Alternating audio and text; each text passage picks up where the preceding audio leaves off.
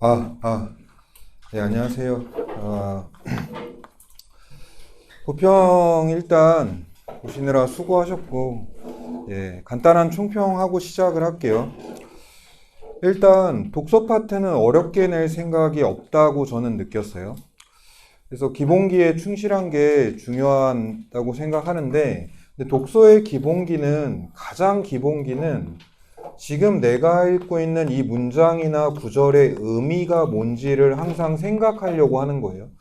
만약에 어떤 문장의 의미가 뭐지 이러면 그 문장도 한번 다시 읽어보시고, 특히 선행 정보를 고려해서 앞에 저런 내용이 있으니까 이 문장은 연결해서 보면 이런 의미인가? 이런 태도도 중요하죠.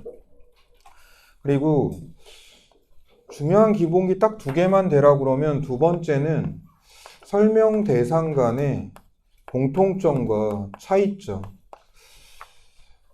이 두 개가 가장 중요한 기본기고, 이 두 개를 정복한 애들도 1%가 채 안 돼요.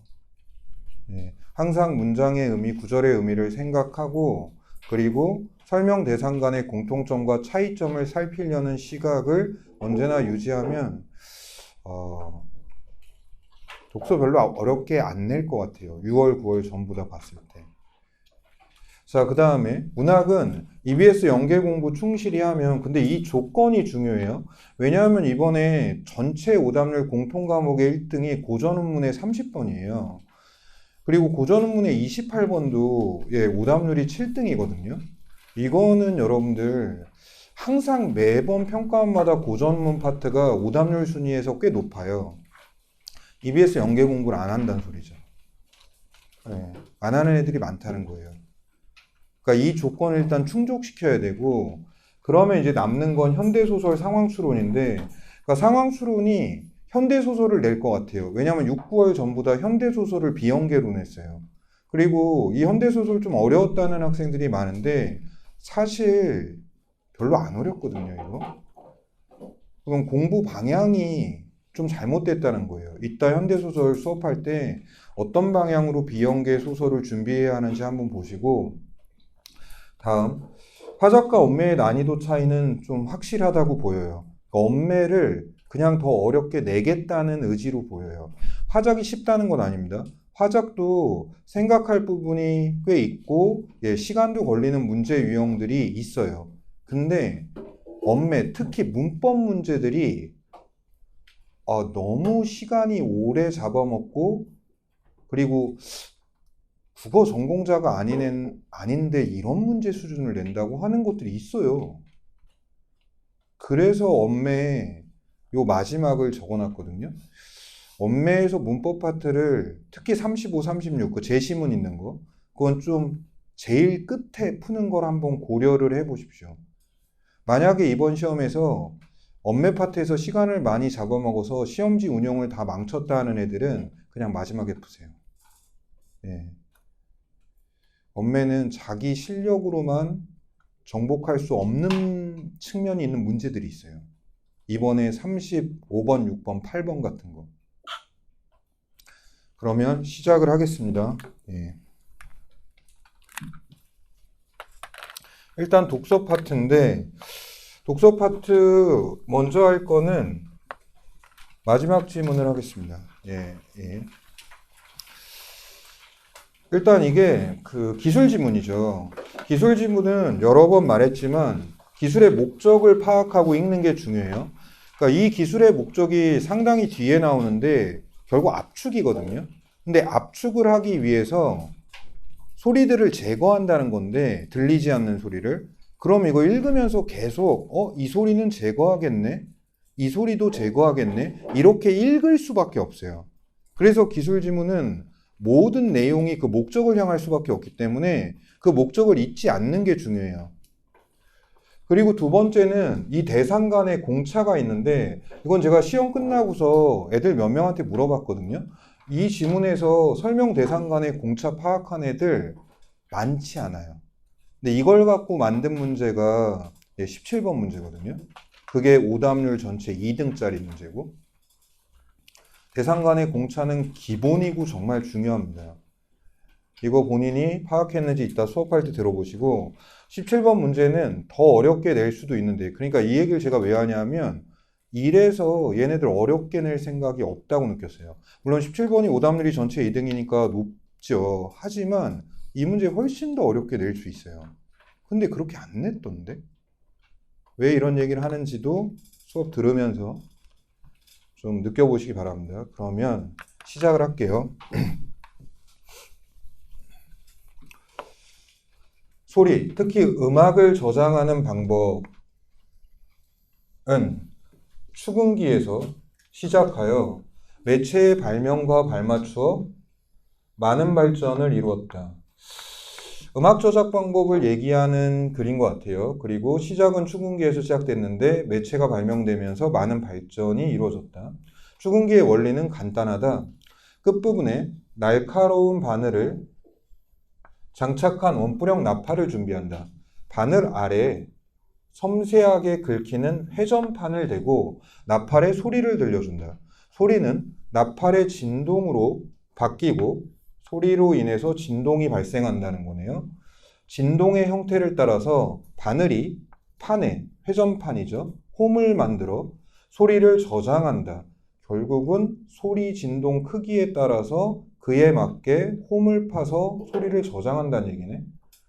이것이 초기 녹음기의 원리인데 소리를 아날로그 형태로 저장하였고 아날로그 형태는 그 회전판에 홈을 만든 거, 요걸 아날로그 형태로 말하는 거네요. 이후에 등장한 매체에서도 한동안 소리를 아날로그 형태로 기록하였다. 다음.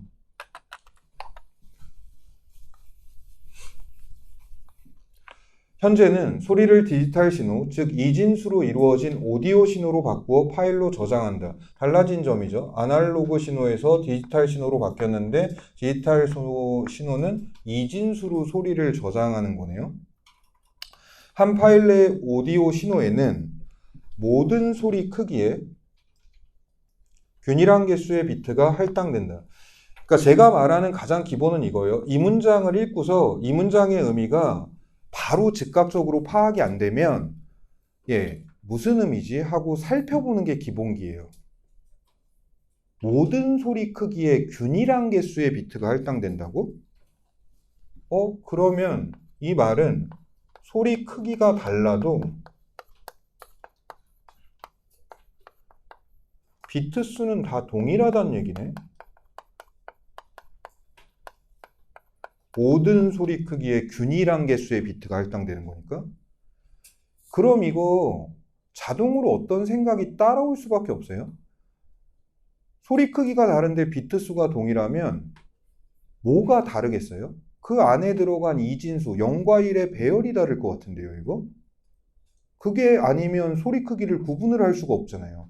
그래서 그러면 안에 들어가 있는 0과 1의 배열이 다른 건가?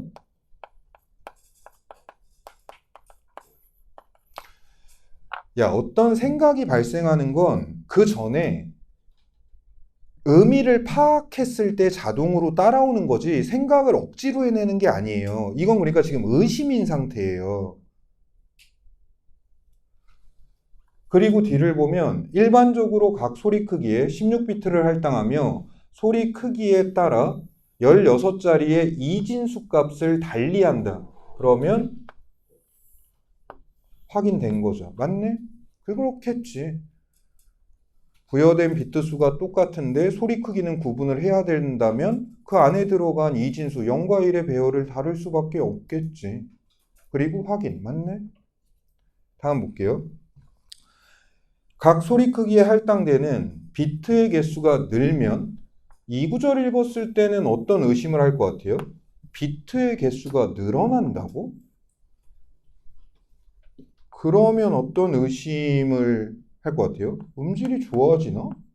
비트 개수가 늘어나면? 비트 개수가 늘어나면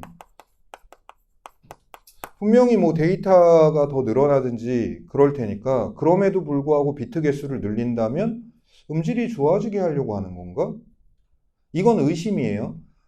다만 지금 읽고 있는 문장의 의미를 생각하는 습관이 있다면 이 의심은 발생할 수 있다는 얘기예요.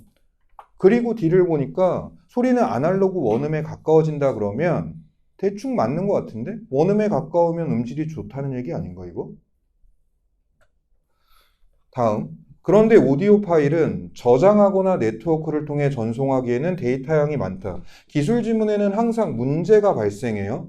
그리고 이 문제를 해결하는 게 바로 기술이죠.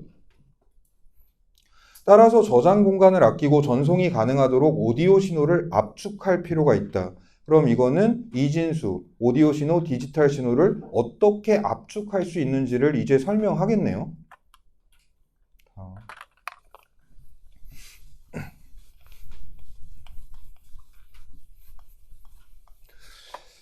일반적으로 오디오 신호 압축에는 뭐를 좀 명확히 하고 뒤를 볼 필요가 있어요. 이 압축이 지금 기술의 목적인 거는 분명하죠. 문제를 해결하기 위해서. 압축에는 지각부호화를 이용한다. 지각부호화는 청각 특성에 따라 감도가 낮은 소리를 제거. 그럼 감도가 낮다는 건 아마도 잘 안 들리는 소리겠죠? 그걸 제거하면 압축이 되겠죠?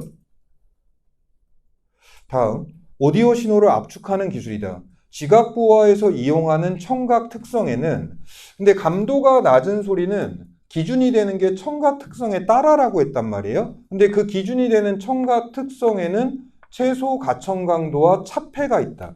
그러니까 이 두 개를 기준으로 해서 감도가 낮으면 제거해서 압축한다는 건데 최소 가청 강도는 조용할 때 청각이 감지할 수 있는 소리 크기의 최소값. 그럼 무슨 생각을 하겠어요? 기술의 목적을 잊지 않고 있다면 압축을 한대요. 예, 감도가 낮은 소리를 제거해서. 근데 이게 청각이 감지할 수 있는 소리 크기의 최소값이면 이 이하면 제거하겠네요. 그러면 어차피 안 들리는 소리니까. 그래서 예를 봤을 때 최소값 이하의 소리는 제거할 것 같은데 이게 이 기술의 목적만 잊지 않고 있으면 자연스럽게 발생하는 생각이에요. 다음, 최소 가청 강도보다 큰 소리는 들을 수 있지만 작은 소리는 들을 수 없다. 최소 가청 강도는 주파수별로 그 크기가 정해져 있다. 예를 들어 예를 볼 때는 항상 위에 나온 이론적 얘기에 예를 주는 거잖아요. 그러니까 이 예를 이론적으로 위에 나온 이 시각에서 바라봐야 되죠. 그럼 밑을 보니까 1000Hz부터 10,000Hz 사이에서는 아주 작은 소리도 들을 수 있지만 100Hz 이하의 저음에서는 훨씬 큰 소리여야 들을 수 있다. 최소 가청 강도의 예를 든 거예요. 그러면 최소 가청 강도의 시각으로 예를 보면 높은 주파수에서는 아주 작은 소리도 들을 수 있대요. 그러면 들을 수 있는, 감지할 수 있는 소리 크기의 최소값이 어떻다는 거예요? 아주 작다는 거죠. 근데 주파수가 낮으면 큰 소리여야 들으면 최소값은 높겠죠, 그거보다.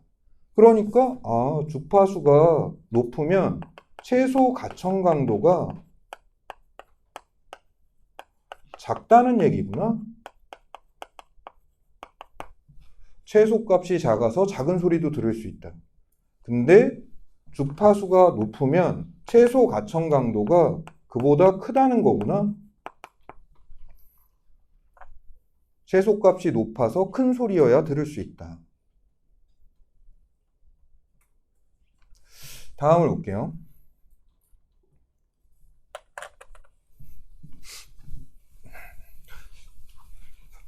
기술의 목적을 잊지 않고 있으면 다음 문단의 첫 문장 봤을 때 무슨 의심을 바로 하겠니?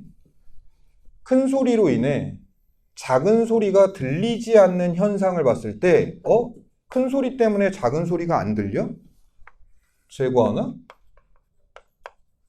이런 거 제거해서 압축시키겠다는 기술 아니에요, 이거? 현상을 차폐라고 하며 차폐를 일으키는 큰 소리를 차폐음이라 한다 이랬어요. 그럼 이때 명확히 해야 될 건 차폐음은 제거 대상이 아니라는 거죠. 얘는 큰 소리니까 얘는 제거 대상이 아니네. 얘로 인해서 안 들리는 작은 소리를 제거한다는 얘기일 테니까 이런 건 분명히 출제 요소예요. 예, 그러니까 선지 같은 거에서 차폐음을 제거해야 된다고 그러면 예, 바로 틀렸음을 인지해야 되죠. 다음, 두 소리의 주파수가 가까울수록 차폐가 쉽게 일어나고 주파수가 어느 정도 차이가 나면 차폐가 일어나지 않는다.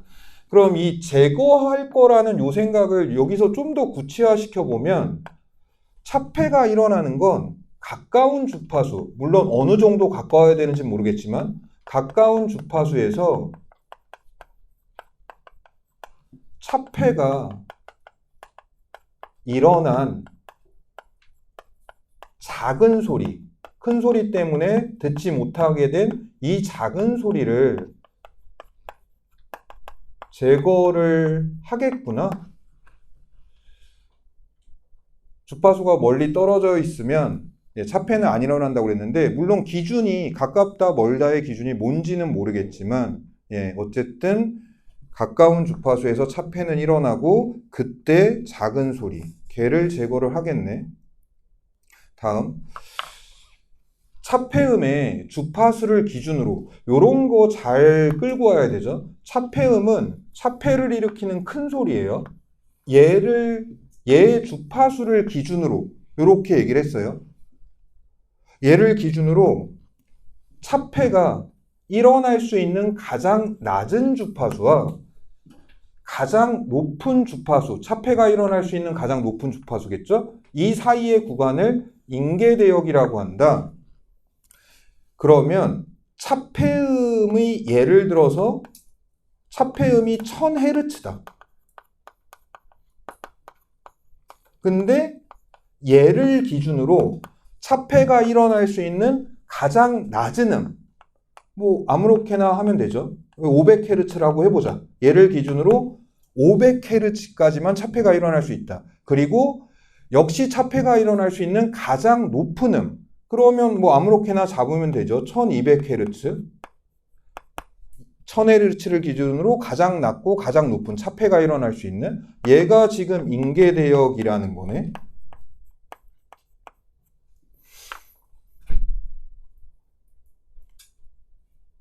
다음, 인계대역의 폭은 차폐음의 주파수에 따라 다른데 고음에서는 저음에서보다 인계대역이 훨씬 넓다.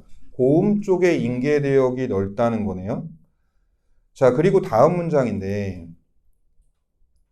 다음 문장에서 여러분 어떤 반응을 보여야 해요? 지금 다음을 보니까 차폐를 고려한 실제 청각이 감지할 수 있는 소리 크기의 최소값을 차폐 문턱값이라 이렇게 돼 있어요. 근데 이 워딩 있죠. 청각이 감지할 수 있는 소리 크기의 최소값. 이거 똑같이 위에 있지 않았어요? 이 구절 완전히 똑같이.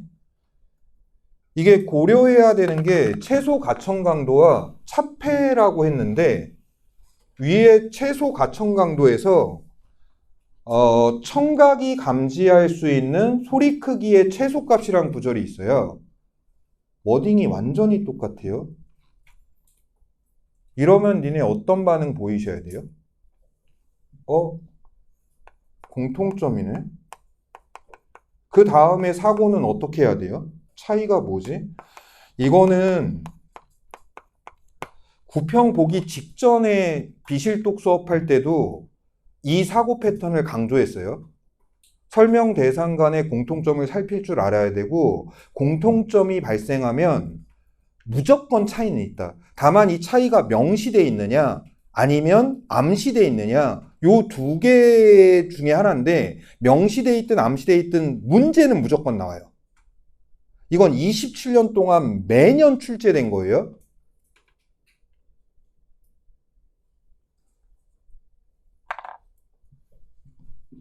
이러면 살피는 거죠. 뭐가 차이야? 차폐 문턱값과 최소 가청 강도가? 살피죠. 그러면 뭐가 들어오겠니? 최소 가청 강도는 조용할 때. 얘는 차폐를 고려한이라고 돼 있어요. 근데 앞에 설명에 의하면 차폐는 어떤 현상이에요? 큰 소리 때문에 작은 소리가 안 들리는 현상이에요. 그럼 최소 가청 강도랑 차이점이 뭐니? 최소 가청 강도는 조용할 때니까 다른 소리가 없겠죠. 차폐는 근데 큰 소리와 작은 소리의 관계에서 발생한 거잖아요. 다른 소리가 있는 거네, 이건. 그러면 그럼 차이는 최소 가청 강도는 조용할 때 청각이 감지할 수 있는 소리 크기의 최소값이고, 차폐 문덕값은 다른 소리가 있을 때, 이게 일단 파악한 거예요. 야, 이러면 어떤 의심이 드니? 둘 다 최소값인데 하나는 조용할 때 들을 수 있는 최소값이고 하나는 다른 소리가 있을 때 들을 수 있는 최소값이에요. 어느 게 더 작은 소리까지 들을 수 있겠니? 조용할 때 아니에요? 그러면 이걸 추론이라고 하든 의심이라고 하든 그러면 아무 소리도 없을 때 들을 수 있는 최소 가청 강도보다 다른 소리가 있을 때 들을 수 있는 소리 크기의 최소값, 차폐 문턱값이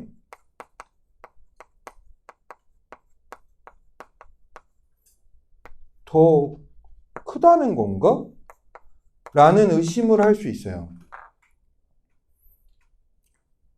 얘를 갖고 만든 문제가 17번 문제예요, 지금. 야, 근데 제가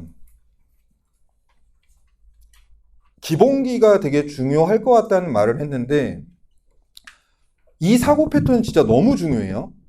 내가 지금 글을 읽고 있는데 설명 대상이 구분돼 있어요. 최소 가청 강도하고 차폐, 문턱값이 구분됐잖아요. 용어가 다르니까. 근데 비슷해요. 그러니까 항상 살펴야 되죠. 선행정보와의 공통점을. 그럼 이렇게 나오면 바로 이 패턴으로 가야 돼요. 차이가 뭐지? 무조건 있어요, 차이는. 그래서 살펴야 돼요. 얘는 명시라고는 좀 볼 수 없는 게 이 차폐를 고려한을 다른 소리가 존재한다는 걸 앞에 설명에 의해서 생각해내서 그럼 다르네? 이럴 수 있어야 되는 거니까 명시까지는 아니죠. 니네 이 사고 패턴을 정복하지 못하면 독서 풀 때 상당한 문제가 발생해요. 아까도 말했지만 이거 매년 나와요.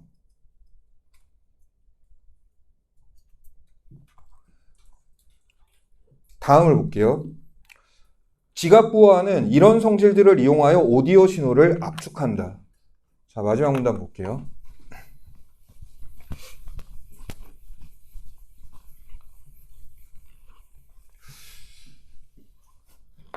지각부호화에서는 오디오 신호를 먼저 주파수에 따라 여러 개의 인계대역으로 나누고 각 인계대역에서 최소 가청 강도와 차폐음을 고려하여 차폐 문턱값을 구한다. 그러니까 감도 측정에서 기준이 되는 게 두 개인데 하나는 최소 가청 강도, 조용할 때 들을 수 있는 소리의 최소값이고요. 그 다음에 차폐음은 지금 살펴봤듯이 뭐예요?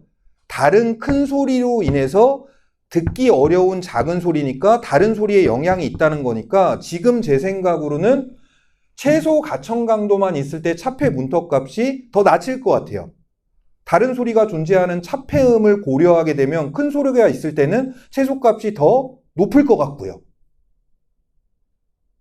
근데 둘 다 고려해서 차폐 문턱값을 구해서 결국 이 차폐 문턱값 이하면 어떡하겠어요? 제거하겠죠. 그게 이 기술의 목적이니까. 다음 볼게요. 이 다음도 잘 보세요. 이 사고 본인이 보였는지 꼭 체크해 보세요. 소리 크기와 차폐 문턱값의 차이가 큰 소리일수록 저는 이 구절 보자마자 뭐지? 이랬어요. 이 반응이 뭐냐면 전 이 구절의 의미 모르겠다는 거예요, 지금. 왜일 것 같아요? 차폐 문턱값과 차이가 큰 거는 둘 중에 하나겠죠? 차폐 문턱값은 정해져 있고 걔보다 훨씬 크든지 아니면 훨씬 낮든지 차이는 위아래로 날 수 있는 거니까. 그러니까 이 구절을 봤을 때 머릿속에서 뭐야 이거? 차폐 문턱값보다 훨씬 크다는 의미로 쓴 거야? 아니면 차폐 문턱값보다 훨씬 작다는 의미로 쓴 거야? 차이가 큰 방법은 두 개니까. 여기서 이 의문이 순간 발생을 해야 돼요. 왜냐하면 난 이 구절의 의미 모르겠다는 거죠, 지금. 이런 애만 뒤에서 둘 중에 뭔지를 정확히 잡겠죠. 어느 구절을 봤을 때? 해당 소리 크기의 비트를 많이 할당하여 소리의 손실을 낮춘다고 그랬어요. 그럼 둘 중에 어느 거겠니? 소리의 손실을 낮춘다는 건 잘 들리게 해주겠다는 얘기잖아요. 위에 거구나. 차폐 문턱값보다 밑으로 차이가 많이 난 소리는 제거할 거 아니에요, 그냥. 이걸 왜 잘 들리게 해요? 너희들이 이 패턴 있잖아요. 많은 경우에 지금 읽고 있는 문장이나 구절의 의미는 선행정보와 문맥상 연결해서 파악되는 게 훨씬 더 많아요. 그런데 거기서는 파악이 안 되고 뒤를 읽어야만 거꾸로 파악되는 이런 패턴이 진짜 많이 나온 지문은 브레턴 우주예요. 얘는 단 한 번 나왔죠. 브레턴 우주는 지속적으로 나와요. 그래서 그 글이 어려운 거예요. 근데 얘도 중요한, 근데 이거 기본기라니까요? 이게 무슨 의미야? 왜? 차이가 큰 거는 두 가지 중에 하나니까. 근데 뒤를 보니까 소리 손실을 낮춘대. 아, 위에 거구나. 그리고 뒤를 보면 제대로 읽고 있다는 게 확인이 되죠. 왜냐하면 뒤에서 차폐 문턱값보다 작은 소리들은, 그러니까 이 밑에 거죠. 따로 설명을 해주죠. 얘네들은 들리지 않으므로 제거한다. 자, 그리고 있잖아요. 여기 즉이라는 단어가 나왔잖아요. 야, 여러분, 즉이라는 저 담화 표지는 다시 말해서랑 비슷한 거잖아요. 앞에 설명된 내용을 다시 한번 설명해 주겠다는 거야. 이건 뭘 의미하냐면 뒤에 구절을 읽을 때 앞에 내용이 여기 적힐 거야 라는 시각으로 봐야 돼요. 그랬을 때 있잖아. 지각 보호하는 각 인계대역마다 이렇게 나와요. 근데 인계대역은 차폐음을 기준으로 차폐가 발생하는 위아래의 구역이란 말이에요. 근데 내가 원하는 건 위의 내용은 뭐였냐 하면 차폐 문턱값보다 훨씬 크면 소리 손실을 낮춰. 잘 들리게 해줘. 근데 차폐 문턱값보다 미치면 제거야. 근데 그 말을 해줘야 되는데 여기 인계대역이 왜 나오지? 순간 이랬어요, 저는. 인계대역이 이 얘기랑 뭔 상관인데? 제가 보이는 반응들을 진짜 잘 보셔야 돼요. 야, 진짜 실전에서 글 읽는 사고는 이거예요. 의문점들이 발생하죠. 내가 글 읽는 방식에 따라서 읽고 있으면 즉이면 위의 얘기를 다시 해줘야 되는데 여기 인계대역이 온 게 순간 의아한 거예요. 근데 그 다음을 보니까 이렇게 나와요. 다른 개수의 비트를 할당하여 이렇게 돼 있잖아요. 이거 즉 위에 있었던 건데 해당 소리 크기의 비트를 많이 할당하여, 그러니까 차폐 문턱값보다 훨씬 큰 소리에는 비트를 많이 할당한다는 요 얘기 있었어요. 그러니까 얘를 본 순간에 뭐야? 위에 얘기하는 거 맞는 거 같은데? 차폐 문턱값보다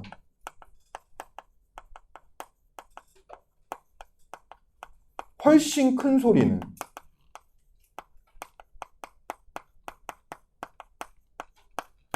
비트 수를 많이 부여한다. 잘 들리게 해주겠다는 얘기죠.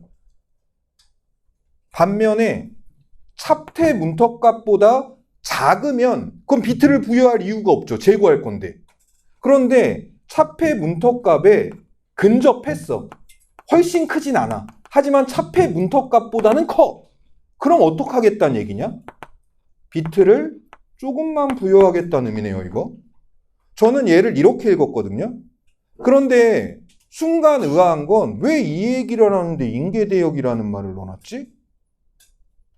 이랬어요. 그리고 당연히 그냥 문제 풀었는데 17번 문제 보니까 이거 맞던데? 이게 맞던데?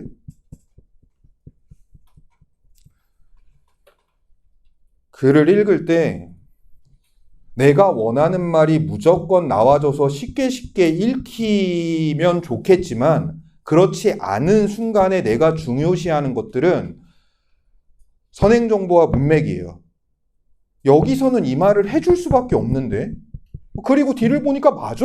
다른 개수의 비트를 할당한다면 위에 나온 비트를 많이 할당한다 이 말과 연결되는 거니까 이 얘기를 하는 게 맞을 거야. 다만 순간 내가 납득이 안 되는 건 그 말을 왜 인계대역 갖고 해주지? 그럼 실제로 처음 보고 문제를 풀 때는 이 의미로 생각은 하는데 뭔가 다른 의미가 있을 수도 있다는 가능성은 열어두고 보죠. 자, 여러분들 문제 풀어볼게요.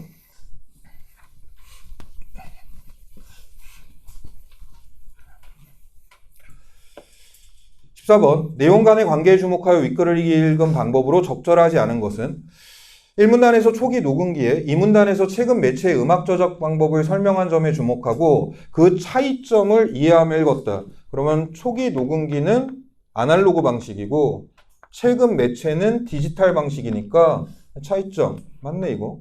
2번 2문단에서 오디오 파일을 저장하거나 전송할 때의 난점 얘 때문에 압축을 한 거죠. 데이터 양이 너무 크다.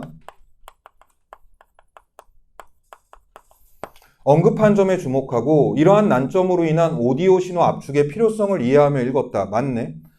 3번 이 선지 스타일 독서든 문학이든 중요해요. 예, 서술어가 두 개의 주어를 갖고 있는 형태.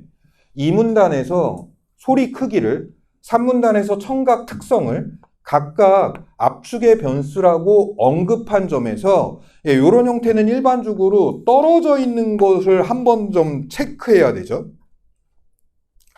이렇게 되면 이게 이 생각이 먼저 들어요. 2문단에서 소리 크기가 압축의 변수로 언급이 됐다고?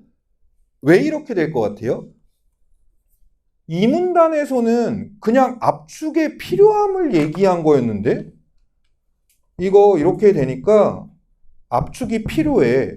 변수들이 쏟아진 건 3문단부터예요. 최소 가청 강도하고 차폐 같은 것들.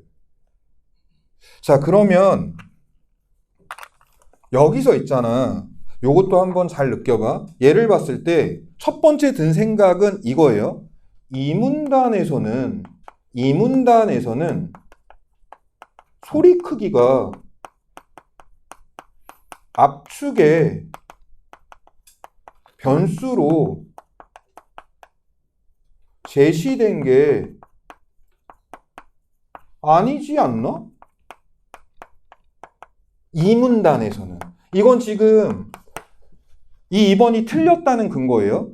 근데 이게 왜 무서울 수 있냐 하면 2문단 뒤에 3문단부터 끝까지 읽어보면 소리 크기가 압축의 변수인 건 맞아요. 왜 마지막 문단까지 읽어보니까 소리 크기가 차폐 문턱값과 차이가 크면 클수록 위로 크면 클수록 비트 수를 많이 할당한다고 그랬거든요. 그러면 이게 머릿속에 드는 이 반대 근거의 생각은 뭐냐 하면 뒷문단, 2문단이 아니라 뒷문단에서는 소리 크기가 압축의 변수로 제시된 게 맞지 않나?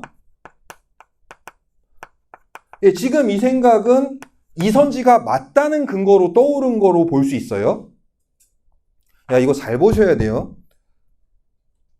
이 느낌도 정복을 해야 돼요. 이게 문제를 풀 때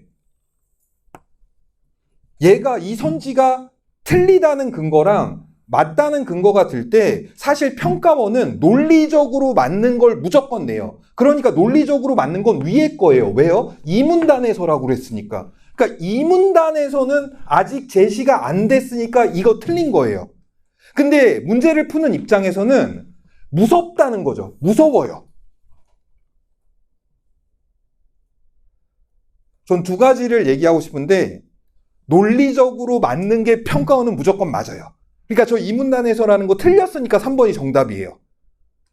근데 왜 순간 머릿속에서 불안하고 두려운 느낌이 드는 거냐? 이 밑에 같은 이 선지를 어쩌면 맞게 할 정보가 동시에 떠오를 때예요, 이거. 그러면 일단 거세요, 그냥. 이거 틀릴 수도 있겠는데? 이러면서. 그리고 나머지 확인하시면 돼요. 근데 이거 걸지도 못했다? 그럼 걔는 선지를 보는 날카로움이 부족한 거예요. 오늘 이런 거 몇 개 나와요. 맞을 수도 있고 틀릴 수도 있다. 하지만 논리적으로 따지면은 무조건 평가원은 맞게 내요. 그러니까 이게 위에 근거가 맞는 거예요, 사실은. 다만 밑에 거는 내 불안감의 근거인 거지. 자, 15번을 볼게요. 윗글을 이해한 내용으로 가장 적절한 거. 1. 초기 녹음기는 오디오 신호를 저장한 파일과 마찬가지로 소리를 디지털 신호로 저장한다. 초기 녹음기가 디지털 신호는 말도 안 되죠. 아날로그지. 2번. 축음기의 판에 새겨진 홈은 오디오 신호의 이진수와 달리 저장된 소리에 해당한다. 어디가 틀렸어요? 이진수와 달리가 틀렸죠. 이진수도 소리를 저장하는 거니까. 여러분들 이거 간단한데 평가원이 오류를 만드는 방식들을 좀 음미해 볼 필요가 있어요. 초기 녹음기 디지털 신호 아니다. 아날로그다. 이진수와 달리 저장된 소리 아니다. 이진수도 소리 저장하는 거다. 3번. 파일로 저장된 압축전의 오디오 신호는 소리 크기마다 할당된 비트의 개수가 동일하다. 이거 이 문단에 아까 제가 첫 번째 빨간색 밑줄 친 문장. 그러니까 모든 소리 크기마다 균일한 개수의 비트가 부여된다. 이거 있죠. 할당된다. 그 의미를 생각한 애는 정답인가? 이렇게 돼요. 더구나 압축전이라고 그랬어요. 이 문단은 지금 압축전이에요. 압축 얘기가 나온 거는 3문단부터니까. 그리고 사실 압축을 하게 되면 소리 크기에 따라서 할당된 비트의 개수가 동일하다고 볼 수가 없어요. 왜요? 마지막 문단 때문에. 근데 압축전이라고 그러면 이건 정답이거든요. 그래서 남는 거예요. 나머지 보면 비트를 많이 사용한 오디오 신호를 저장할수록 네트워크 전송에 적합하다. 비트를 많이 사용했는데 왜 전송에 적합해? 데이터 양이 많아져서 이걸 압축시키려고 하는 건데.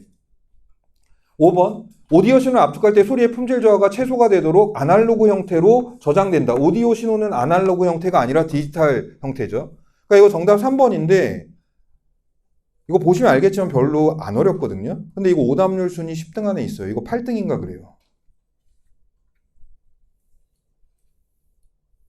뭔가 속았다는 건데. 그리고 속은 것도 그렇고 이 문단 읽을 때 그 문장의 의미를 파악하지 않고 지나갔다는 건데 무엇보다.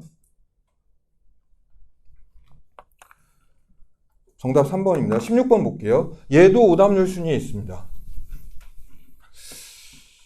16번. 청각 특성에 대한 설명으로 가장 적절한 거. 1. 최소 가청 강도는 사람이 들을 수 있는 주파수의 최소값이다. 평가원이 만들어내는 선지의 오류 형태들이 어떤 것들이 있는지 좀 관심을 갖고 봐야 돼요. 지금 얘가 틀린 건 주파수만 틀린 거죠. 얘가 소리 크기죠. 그러니까 단어 하나 체인지 시키는 것도 평가원의 독서 방식 중에 하나예요. 그러니까 선지를 좀 날카롭게 봐야 돼요. 소리 크기의 최소값이죠. 2번, 인계대역은 차폐음의 주파수와 그것보다 높은 주파수 사이의 구간이다. 이거 질문하는 애들이 꽤 있던데 인계대역은 뭐를 기준으로 하는 거예요? 차폐음을 기준으로 해서 차폐가 일어나는 그 구역, 가장 높은 주파수와 가장 낮은 주파수. 그러니까 차폐음은 인계대역 안에 어딘가에 있을 거예요. 그러니까 인계대역의 시작이 차폐음의 주파수부터 시작할 수는 없죠. 얘를 기준으로 위아래 구간을 얘기하는 건데. 3번, 저음에서는 최소 가청 강도가 크므로 요거는 맞다고 봐야겠죠. 왜냐하면 이 문단 마지막에서 100Hz의 저음에서는으로 시작해요. 그럼 그건 최소 가청 강도가 높은 주파수에 비해 크다는 얘기니까 요거는 맞을 수 있어요. 다음, 인계대역도 고음의 인계대역보다 넓다 이랬어요. 이거는 명시돼 있어요. 인계대역 자체는 저음보다 고음이 넓다고. 얘가 틀리고요. 4번, 인계대역 내에서 큰 소리로 인해 들리지 않는 작은 소리를 차폐음이라 한다. 그러니까 이렇게 오류를 만드는 거죠. 차폐음은 그냥 큰 소리죠. 차폐음 때문에 작은 소리가 안 들리는 거지. 그래서 틀려요. 5번 차폐음과 어떤 소리의 주파수 차이가 인계대역의 폭보다 크면 이랬어요. 간단히 얘기하면 이게 인계대역이라고 그럴 때 이 글의 내용에 의하면 차폐음은 여기 어딘가 짱 박혀 있을 거예요. 예, 이 위아래에 차폐가 일어나는 구간이 인계대역이니까. 그런데 이 선지 말을 이 의미로 생각하면 차폐음과 어떤 소리가 있는데 이 폭이 인계대역 폭보다 넓대요. 그럼 무슨 생각하겠어요? 이러면 차폐가 안 일어날 텐데. 인계대역을 넘어갈 테니까. 그래서 이러면 차폐가 안 일어나지 않아? 그래서 제가 선지에 면이라는 말이 있으면 가능하면 저 면 앞에 내용이 뭔지 의미 파악을 하는데 신경을 쓰라고 한 거예요. 그럼 맞죠? 뒤에 보니까. 맞네? 이렇게 되죠. 다음 17번 볼게요.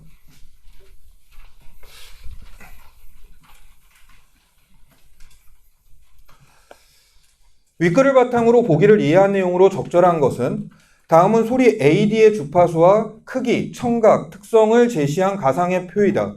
각 소리는 서로 다른 인계대역에 있다. 여기서 일단 이 표에서 파악하기 쉬운 건 이 글의 결론이 결국 차폐 문턱값보다 크냐 작냐, 작으면 제거하겠다는 얘기가 결론이에요, 지금. 그러니까 여기서 차폐 문턱값과 소리 크기를 비교하는 시각이 먼저겠죠. 근데 A는 38대 30이면 바로 무슨 생각하겠어요? 안 들리겠네, A는. 차폐 문턱값보다 소리 크기가 작으니까. 근데 나머지 BCD는 차폐 문턱값보다 소리 크기가 다 커요. 그러면 BCD는 다 들리겠구나. 이거는 전혀 어려운 게 아니에요. 이건 인정하자, 우리. 예, 이거는 어려운 게 아니에요. 여기서 좀 어렵다고 할 만한 건 이 글에서 아까 차폐 문턱값과 최소 가청 강도의 차이를 파악한 다음에 어떤 추론을 했잖아요. 그거를 한 애들은 뭐를 볼 거냐 하면 이 둘을 비교할 거예요. 최소 가청 강도랑 차폐 문턱값을. 그런데 이거 38, 38로 똑같아요. 무슨 생각하겠니? 최소 가청 강도는 조용할 때 들을 수 있는 소리의 최소값이고 차폐 문턱값은 다른 소리에 영향을 받았을 때 들을 수 있는 소리의 최소값인데 이 두 값이 같네? 무슨 생각을 할 것 같아요? 차폐가 발생 안 했나 보네, 이거. 다른 소리가 없나 보네. 근데 나머지 BCD는 전부 다 차폐 문턱값보다 최소 가청 강도가 더 작아요. 그럼 얘네들은 차폐가 발생했다는 얘기네. 이 빨간색의 파악이 어렵죠. 노란색은 사실 별거 아니에요. 근데 제가 이 문제 풀다가 어떤 느낌을 받았냐 하면, 잘 보세요. 1번. A가 포함된 인계대역에서는 차폐가 일어나지 않았으므로 지금 제가 표를 본 거로 보면 차폐가 안 일어난 게 맞아요. 근데 사실 저는 이 순간 어라? 이랬어요. 왜 이랬냐 하면 이 주어가 이상해요. 그러니까 저 주어가 그냥 A는 이라고 나왔잖아요. 그럼 A는 차폐가 안 일어난 게 맞을 거예요. 근데 주어가 A가 포함된 인계대역에서는이에요. 근데 인계대역의 정의가 뭐니? 차폐가 일어나는 구간을 얘기해요. 그럼 얘가 주어면 인계대역에서는 차폐가 무조건 일어났다는 얘기거든요. 근데 순간 제가 납득이 안 가는 게 그러려면 왜 A를 38, 38로 줘? 이러면 A가 차폐가 발생 안 했다는 정보를 주려고 한 건데 선지의 주어가 이상한 거예요. 그래서 판단 못 했어요. 뭐야 이거? 이러고서 D를 봤는데 D가 어이없는 병신인 거예요. 뭘 들을 수 있어? 못 듣지. 소리 크기가 30인데. 2번 볼게요. D가 포함된 인계대역에서는 차폐가 일어났으므로 얘는 무조건 맞을 거예요. D 자체도 차폐가 일어난 거고 지금 인계대역이란 주어가 걸려도 일어났다고 봐야 되니까 얘는 맞을 거예요. 근데 D를 보니까 D를 들을 수 없겠군. 바로 틀렸죠. 이때 제가 어떤 느낌 받았을 것 같아요? 얘네들 왜 맞게 하려고 내지? 이거 지금 빨간색에서 오류를 만들면 이 문제 훨씬 오답률 높을걸요? 왜냐하면 이거 차폐 여부 표에서 분석하려면 아까도 말했지만 최소 가청 강도랑 차폐 문턱값의 공차를 본인이 파악했어야 돼요. 그리고 추론을 했어야 돼요. 차폐가 발생할 테니까 그럼 차폐 문턱값이 더 높겠구나. 이걸 한 애들만 이 빨간색의 판단을 할 수가 있거든요. 근데 오류를 노란색에서 내버렸어요. 이거 진짜 느껴지지 않니? 웬만하면 맞아라 하고 준 느낌이에요. 근데 이거 뒤집어서 얘기하면 이걸 꼭 느끼라는 거야. 니네가 시험장 가서 글을 볼 때 뭔가 파악이 부족한 게 있어. 뭔가 미심쩍어. 근데 문제 이렇게 내면 니네 정신 차리면 맞는다 이거. 맞게 해주려고 낸 면이 있어요 이거. 오류를 너무 쉬운 쪽에서 냈다고요. 문제 풀 때 정신 차리세요. 맞을 수 있는 기회가 있어요. 다음 볼게요. 3번. A와 B는 소리 크기가 같으므로 표를 보면 이거 맞아요. 둘 다 A와 B 30이에요. 소리 크기가. 압축할 때 두 소리 크기에 같은 개수의 비트가 할당되겠군. 이런 거 속으면 안 돼요. A는 안 들려요. 안 들려요. 그런데 무슨 비트가 할당돼. 그러니까 선지가 속이는 거예요. 앞에 맞는 말 놓고 뒤에는 인과관계가 발생 안 하는, 안 들리니까 비트 할당이 안 되는 거를 두 개의 소리 크기가 같으니까 비트 할당수가 같다 그러면 안 되죠. 4번. A와 C의 차폐 문턱값이 같으므로 이거 맞아요. 이거 표 확인하면 차폐 문턱값 둘 다 38이에요. A가 포함된 인계대역의 폭과 C가 포함된 인계대역의 폭은 같겠군. 마찬가지예요. 인계대역의 폭은 이 글에 따르면 주파수에 따라 달라요. 두 개의 차폐 문턱값이 같아서 인계대역의 폭이 같다는 건 인과가 성립을 안 해요. 근데 A와 C는 주파수가 다르니까 같겠군이 틀려요. 이거 지금 1, 2, 3, 4번 제끼는데 이 노란색의 논리 정신 차리면 이거 별로 어렵지 않거든요, 이거. 5번은 이 글에 어디에 정보를 이용한 거예요? 마지막 문단입니다. 마지막 문단을 제대로 읽었다면 비트가 할당되는 건 차폐 문턱값과 얼마나 차이가 나느냐 이걸로 결정되는 거예요. 그래서 마지막 문단을 제대로 읽었다면 5번 보자마자 C하고 D에 뭐를 받겠어요? 차폐 문턱값과 소리 크기의 차이를 비교했겠죠. C는 38과 63이에요. 6하고 55인데 설마 6하고 55의 차이가 더 크다는 걸 못 봤다면 초딩이죠. 그러니까 마지막 문단을 잘 못 읽었겠지. 이러면 이거 5번 정답이거든요. 됐죠? 요건 이렇게 마무리 짓고 전 개인적으로 이번 회차에서는 독서 지문에서 글하고 문제 얘가 제일 세트가 마음에 들어요. 얘가. 그리고 다음에 이제 언급할 거는 얘인데 있잖아. 사실은 있잖아. 그 내가 평가원 날에 그 아침에 와서 문제를 풀고요. 먼저 풀진 않았어요. 먼저 풀면 쇠고랑 차요. 애들 시험지 받을 때 받아서 그때 풀고 나서 PPT 제작하고 해설 치고 그리고 이제 수업 준비 다 마무리한 게 저녁 9시에서 10시 사이였어요.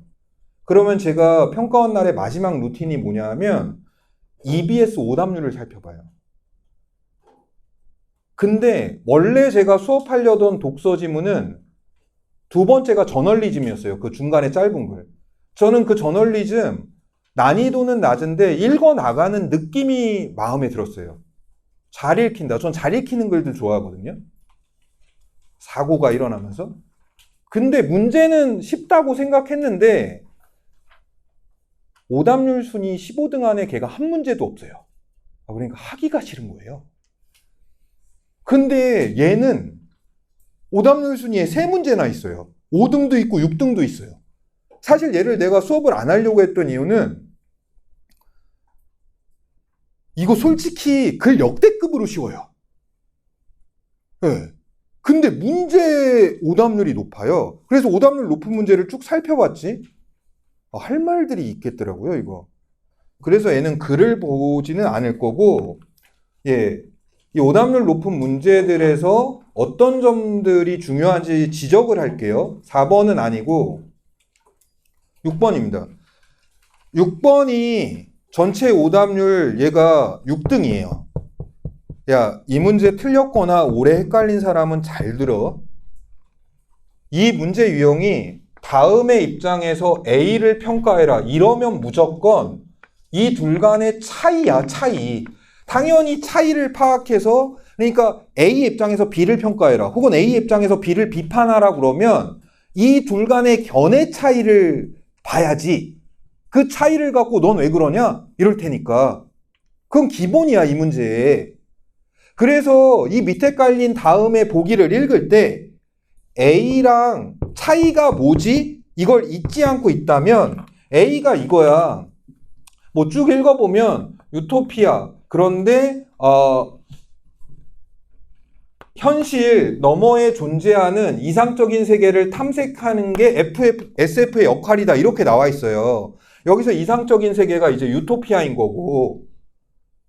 근데 이 문제의 보기를 보다 보니까 마지막 세 줄을 보니까 이런 말이 나와요. 이런 결말은 유토피아가 근본적으로 실현 불가능하다는 점과 더불어 현실의 문제에 대한 해답이 현실 너머에는 존재하지 않는다는 점을 말해준다 그랬는데 얘는 현실 너머에 존재하는 걸 탐색한대요. 그건 찾아본다는 얘기잖아요. 그럼 이건 있다는 걸 전제한 거예요. 현실 너머에 이상적 세계 유토피아가 있어. 그걸 우리는 찾아보는 거야. 그 역할을 하는 게 SF지. 이런 거야. 근데 얘가 있긴 개뿔이 있어? 그런 거 없어 임마. 뭔 유토피아가 있어? 야, 그럼 너희들 기대되는 답이 뭐니? 지금 방금 내가 한 말이야. 뭐야, 있지도 않은 거 갖고 개 사기치고 있어 새끼. 유토피아 없어. 차이를 파악하면 그 생각이 퍼뜩 드는데, 근데 이 문제를 푸는 요령이요. 차이를 파악한 다음에 선지로 들어가잖아요. 야, 이게 거꾸로 출제자 입장에서 얘기하잖아? 그러면 차이를 본 다음에 정답 선지를 만들어. 가장 합당한 거. 이 차이를 기반으로 만들지? 그리고 나머지 4개는 어떻게 만들겠니? 그럴듯한 개소리들을 쳐. 이건 뭐름이 하냐면 이 문제 유형은 앞에서 풀었던 문제 유형, 그 추궁기에서 풀었던 거랑은 달라. 추궁기는 팩트 확인해서 여기가 틀렸네? 주파수가 아니지 소리 크기지. 이러면서 푸는 문제들이란 말이야. 근데 얘는 여기가 틀렸네? 여기가 틀렸네? 이 느낌이 아니야. 그냥 나머지가 대소리라니까? 그러니까 이 문제를 풀 때 이 차이를 지적하는 말이, 내가 생각한 차이를 지적하는 말이 나오기 전까지는 밀어붙이는 거야. 근데 5번까지 봤는데 없어. 그럼 그때 고민해. 근데 이거 5번에 있어. 5번에 있어. 무슨 현실 너머에 유토피아가 있냐? 없는 걸 찾고 있어. 그러면 이 문제를 틀린 애들은 둘 중에 하나거든요. 이 문제 유형에서는 두 견해 간의 차이를 일단 잡아야 된다. 그 차이를 생각 안 하고 그냥 이 선지들로 들어왔든지 본인이 차이는 잡았어. 한 명은 유토피아가 있다는 거고 한 명은 없다는 놈이야. 이걸 잡았어. 잡았는데도 이 문제를 틀렸다면 이 선지들을 보면서 아씨 한구적? 한구적? 아씨 뭐 이러고 있었다는 거거든요. 그러다가 막상 지가 생각한 답은 5번에서 잊어버렸다는 거거든요. 다시 한번 말할게. 이 문제 유형은 핵심은 차이를 파악하는 거고 다음에 그 차이가 지적되는 문장이 나오기 전까지는 깊은 생각을 하지 마. 그리고 나오면 찍어. 안 나오면 그때 고민해. 안 나오면. 일반적으로 팩트 일치나 이런 문제가 아니니까 이거는. 5번이에요. 5번. 다음. 얘는 오답률 순위 11등이에요. 그러니까 그렇게 높지가 않죠. 얘는 그냥 제가 답으로 치는 논리만 소개를 할게요. 이게 정답이 5번인데 5번을 보면 이렇게 나와요. 감각적 충격이 이성적 성찰에 수반되는 체험이다. 이렇게 나와요. 근데 요 얘기가 낙을 3문단에 나오는데 이렇게 나와요. 감각적 충격을 통해 이성적 성찰에 도달하는 이렇게 나와요. 결국 이 두 개가 같은 말이냐는 거예요. 여기는 지금 A를 통해 B에 도달할 수 있다는 얘기를 한 건데 여기는 지금 A가 B에 수반된다는 거예요. 그럼 이건 무슨 말이에요? B를 하면서 A가 동시에 발생한다는 뜻이에요. 다른 말이죠. A를 통해 B에 도달할 수 있다. B를 하면 A가 동시에 발생한다. 다른 말이에요. 그러니까 만약에 이 두 말이 다른 말임을 인지하지 못하면 본인의 어휘력에 문제가 좀 있는 거니까 그런 거 혼자 극복하셔야 됩니다. 같은 말이 될 수가 없어요. 정답 5번입니다. 다음 8번. 이게 전체 5등이에요. 얘가 전체 5등인데 얘는 지금 이 보기를 조금만 읽어보면 지난주 개봉한 SF 영화 땡땡 속 미래세계는 두 구역으로 나뉘어 있다. 첫 화면에 등장하는 허공의 도시는 첨단 과학기술이 집약된 거대한 우주선 같은 공간이고 지상은 무너진 콘크리트 건물의 잔해로 뒤덮인 공간이다. 이건 너무 압도적이다. 그리고 인과관계가 설득력이 있고 그리고 이 갈등을 중심으로 한 이 서사가 우리 사회를 조망하게 된다. 이런 얘기를 쭉 해요. 이런 흐름이에요. 그리고 선지를 봤어요. 보기에서 지상을 콘크리트 건물의 잔해로 뒤덮인 공간, 이거 보기에 앞부분에 나온 거예요. 앞부분 얘기가 뭔데? 이 영화에서 허공의 도시는 이렇게 표현돼 있고 지상은 이렇게 표현돼 있어. 그리고서 이 영화에 대한 해석이 들어갑니다. 그런 흐름이에요. 맞죠? 근데 읽어보니까 이라고 언급한 것은 가에 따르면 이미지 이면을 읽어내요 이랬을 때 무슨 생각이 들어야 될 것 같아요? 이거 영화에 그려진 이미지 자체 아닌가 얘는? 영화에서 허공의 도시는 이런 모습으로 지상은 이런 모습으로 그려졌다는 거잖아. 근데 이미지 이면이면 감추어져 있는 의미가 있다는 건데 그거는 당연히 우리 사회가 지금 어떤지를 SF 영화를 통해서 보여준다. 이런 게 이면에 감춰진 의미인데 이 글에 따르면 저게 왜 이면에 있지? 여기서 나 1번 안 찍어요. 다만 걸죠. 근데 본인이 이거 걸지도 않았다. 그러면 생각해 보라니까. 선지를 너무 허투루 보는 게 아닌지. 걸었다고 안 찍는다니까? 나머지 봐요, 그냥 쭉. 그리고 나머지 만약에 있잖아. 만약에 뒤에서 더 틀린 게 보여. 그럼 저 1번 다시 봐요. 저게 이미지의 이면이라고? 이게 왜 이미지 이면이지? 그리고 다시 확실히 틀렸다고 생각하는 거 보면서 아무리 봐도 이게 틀렸어. 그럼 저 이거 찍어요. 그렇지 않으니까 1번 찍은 거지. 문제풀이 태도도 좀 생각해 보세요. 있잖아. 요 글은 안 하겠습니다. 요 글은 사실은 글은 좋고 잘 읽히는 게 맞는데 솔직히 말하면 야 이거 10번에 5번 같은 선지를 주면 어떡하냐 이거. 야 이게 어떤 미친놈이 5번을 안 찍겠니 이걸. 만약에 틀린 사람은 실수일 거야. 상처받지 말고. 근데 5번은 정말 병신 같아. 무슨 언론인이 전문화되는 제도와 절차가 이 글에 왜 나와 이게. 다시 한번 말하지만 실수였을 거야. 하지만 설명할 건덕진 진짜 없어. 난 개인적으로 11번 문제도 더 어렵게 만들 수 있었다고 읽으면서 느꼈는데 얘도 그렇고 그래서 안 할래 그냥. 안 할래. 예. 잠깐 쉬었다가 하죠. 예.